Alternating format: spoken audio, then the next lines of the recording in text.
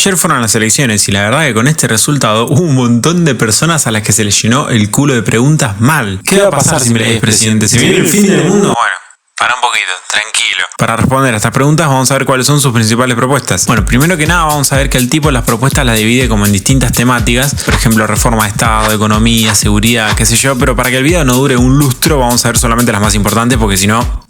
Pero antes tenemos que entender cuál es el diagnóstico de Milei sobre las causas de la crisis que estamos transitando hoy. Para él, el principal causante de la crisis es el Estado. No solo por la cantidad de dinero que nos quita a través de los impuestos y después malgastándolo y derrochando un montón de guita y así generando una escasez de recursos tremenda, sino también por el exceso de regulaciones que dicta. Le dice a las empresas cómo producir, con quién, cómo comprar, a qué precio vender, etc. Lo cual termina generando una burocracia y un derroche gigantesco de guita en las empresas y en el sector privado. Entonces para él la forma de crecer es con un Estado chiquito, reducido, que regule poco y que gaste poca plata. Bueno, sí, flaco, a mí no me importa, hablame de la dolarización, dale. Pará, eso viene después, pará. Bueno, una vez entendido todo esto, vamos a ir con las reformas más importantes, las económicas. Vamos a empezar con la más crucial y la más difícil de todas. Reducción del gasto público. ¿Qué es esto? Bueno, el gasto público es básicamente la cantidad de guita que gasta el Estado. Hoy el Estado gasta más o menos un 40% del PBI, o sea, un 40% de todo lo que se produce en la Argentina. Lo cual es una banda, es un montonazo. Después puedo hacer un video solamente hablando de esto. Bueno, entonces Milei plantea bajarlo 15 puntos, o sea que pase de un 40% a un 25% del PBI, lo cual sería algo histórico, o sea, muy pocas veces en el país se hizo una reducción tan grande. Es bastante ambiciosa, este es el famoso ajuste que odia la izquierda. ¿Cómo lo va a hacer? Bueno, plantea bajar el gasto en 3 sectores en particular. La primera es la quita de subsidios económicos, o sea, a la luz, a la SUBE, al tren, esas cosas. Ahora, para que el precio no se vaya a la mierda, porque el tipo no es boludo, sabe que si hace esto, su gobierno dura 2 semanas, él no solo plantea sacarle los subsidios a las empresas y que las empresas tengan que conseguir la ganancia únicamente a través del aumento del precio, sino que plantea bajarle los costos, así no tienen que aumentar tanto el precio y así poder seguir teniendo ganancias. Por ejemplo, bajando el impuestos o desregulándolas para que puedan endeudarse más o cosas por el estilo. Y todo esto se pacta en un contrato, o sea, no es que después las empresas hacen lo que se les canta al orto. Entonces, no, es mentira todo eso que te dice Massa o que te dicen los medios de que el boleto se va a ir a 50.000 pesos, nada que ver. Después, el segundo lugar donde Milei quiere hacer una reducción del gasto público es en las transferencias discrecionales. Son aquellos recursos, normalmente en forma de plata, que las provincias reciben del gobierno nacional y que no son regulados por ninguna ley, o sea, son completamente arbitrarios, que es básicamente plata que el gobierno nacional le da a las provincias amigas para que choreen. Bueno, la idea de eso es quitarlo. Y la tercera parte donde Milei quiere hacer el ajuste del gasto público es en la obra pública. Esta es probablemente la zona en la que más choreo político hay. Probablemente de acá es donde se afane más. Según yo. La idea es cambiar el sistema de obra pública para que el Estado gaste lo menos posible, pero cambiar el sistema, no eliminarla. Funcionaría de tal manera que el sector privado es el que financia y el que propone las obras, por ende también es el que asume los riesgos de que salgan como el orto y de que haya corrupción. O sea, si hay corrupción la paga el privado, no la paga el Estado, o sea, no la pagamos todos nosotros a través de los impuestos, pero luego la empresa recibe ganancias a través de tarifas cuando la gente usa la obra que hicieron. Esas tarifas las puede pagar el Estado o las podemos pagar nosotros, con lo que terminás con toda la corrupción de mierda de puentes que no se terminan de hacer nunca y pavadas por el estilo. Bueno, con estas 3 medidas, o sea, la reducción de subsidios económicos, la reducción de transferencias discrecionales y la reducción de la obra pública, o el cambio de sistema en la obra pública en realidad, es que Milei plantea hacer una reducción del gasto público. Bueno, una vez que se haya bajado con el gasto público, vamos con la dolarización. No, mentira,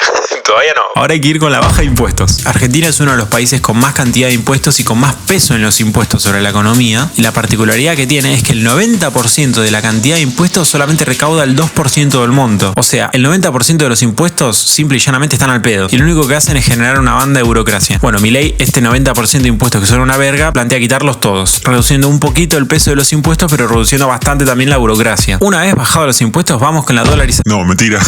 Todavía no.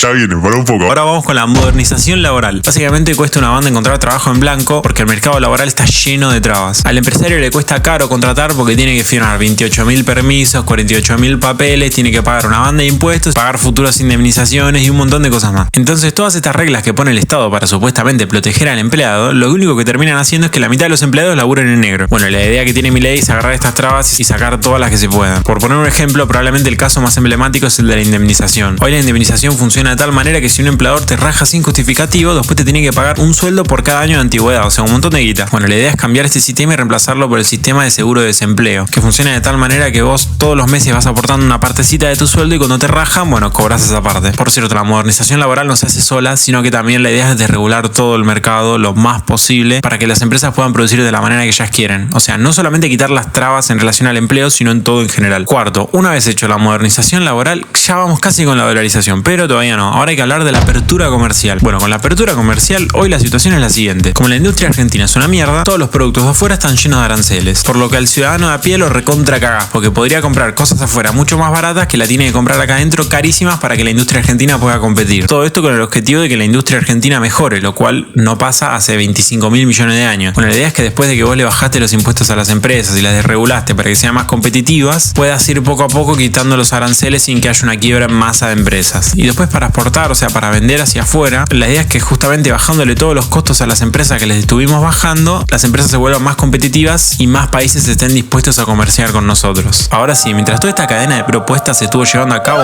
mientras tanto se realiza el proceso de la dolarización. Y sí, proceso, porque no es inmediato. Bueno, la idea es que mientras se va cerrando el Banco Central, el gobierno tiene que conseguir un montón de dólares, que ya vamos a explicar cómo, y a la vez se tiene que ir aprobando el proyecto de ley. Cuando todo esto esté terminado, se fija el precio del dólar al precio del dólar blue del momento. Con ese precio se dolarizan automáticamente todas las cuentas bancarias y voluntariamente las personas ya pueden ir intercambiando los pesos por dólares. O sea que mientras tanto el peso y el dólar van a convivir, pero a un tipo de cambio fijo, o sea, no va a aumentar más el dólar. Va a tener siempre el mismo valor, con lo que puedes ir a comprar al súper con dólares o con pesos y va a ser lo mismo. Todo esto hasta que eventualmente la gente no use más los pesos. Se estima que este proceso puede durar menos de 2 años, lo más probable es que dure 1 por ahí. En Ecuador tardó eso. Si querés que haga un video solamente sobre la dolarización, decímelo y lo hago. Bueno, y la pregunta es ¿cómo carajo vamos a conseguir todos esos dólares? Bueno, para los pesos en circulación, o sea, los que tenemos todos, se van a usar reservas del Banco Central. El Banco Central tiene oro y un montón de cosas más que puede vender por dólares. Y para las LELIQs, que es el resto de la deuda que tiene el Banco Central en pesos, vamos a agarrar a un tercero, a una organización internacional o lo que sea, y le vamos a vender deuda que el gobierno tiene con el Banco Central a cambio de dólares. Entonces, este tercero nos da dólares a cambio de que nosotros, en vez de que el gobierno le deba al Banco Central, le deba a este chabón. Y bueno, con la dolarización probablemente entre 1 o 2 años baje drásticamente la inflación, que va a quedar con un valor muy similar a la que tenga Estados Unidos. Y bueno, ahora pasamos a una de las reformas más polémicas, las reformas de Estado. Bueno, primero de todo va a ser mierda la mayoría de los ministerios que existen hoy en día. De los 18 que existen, solamente va a dejar estos 7: Economía, Justicia, Interior, Defensa, Relaciones Exteriores e Infraestructura. Y si te llama la atención que elimine ministerios importantes como el de Salud o el de Educación, te cuento que va a ser reemplazado por el Ministerio de Capital Humano, que va a ser un ministerio que se va a encargar un poco de los subsidios y de la educación y de todo el desarrollo de la gente con más necesidades. Pero bueno, no nos vamos a detener tanto en este ministerio. Luego, además va a ser pomado un montón de jefaturas de gabinete, secretarías y boludeces que no sirven para nada, aunque no aclara muy bien con qué criterio va a cerrar unas y va a dejar otras. Ahora, el problema es que todo este proceso implica rajar un montón de empleados públicos, a lo cual él responde que aquellos que son necesarios van a ser recolocados en otro sector. Acá, sinceramente, también no tengo ni idea de cómo lo va a hacer. Es bastante dudoso, pero bueno. Los empleados públicos que sí o sí va a rajar son los cargos políticos creados a partir del 2023. Y después a los choferes y a todos los privilegios boludos que tienen los políticos, ¿no? O sea, no puede ser que un tipo cobre 2 millones de pesos al mes y encima tenga un chofer que lo lleve de la casa a la oficina que queda a 2 cuadras. Además plantea privatizar varias empresas deficitarias que